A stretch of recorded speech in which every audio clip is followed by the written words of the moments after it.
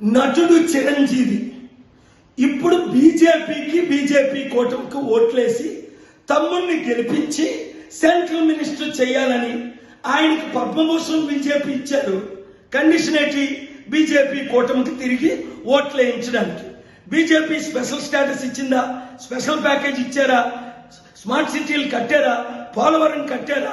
Railway zone ఇచ్చారా? 10లో 15 లక్షలు ఇచ్చారా? నిరుద్యోగులకు ఉద్యోగాలు ఇచ్చారా? 100లో 1 చేశారా? చేయలేదు. సరికదా 8 లక్షల కోట్లు స్టీల్ ప్లాంట్ అమ్మేస్తుంటే ఏప్రిల్ 25 నేను వాదనలు వినిపించి స్టీల్ ప్లాంట్ అమ్మకుండా మోదీ గవర్నమెంట్ వ్యతిరేకంగా ఆర్డర్ తీసుకొచ్చాను, మీకు తెలుసు.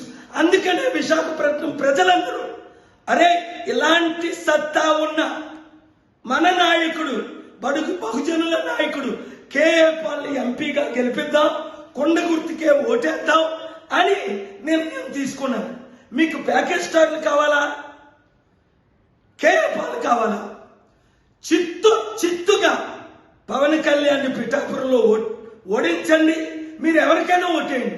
ఎవరో ఒక చెప్పులు కుట్టేమని అబ్రహాం లింకన్ లాంటి క్యాండిడేట్ గా ఉన్నారు, ఓట్లేయండి. వీళ్ళకి బుద్ధి చెప్పండి. బహుజనులందరూ ఏకం కండి, రాష్ట్రాన్ని రక్షించండి, దేశాన్ని రక్షించండి. ఈ వీడియో అందరికీ షేర్ చేయండి. సచిన్ తెండూల్కర్కి భారతరత్న ఇచ్చిన కాంగ్రెస్ పార్టీ తిరిగడా సోనియా గాంధీకి ఓటేయమని? అది ఈ ప్యాకేజ్ స్టార్ల మాట నమ్మకండి, వినకండి.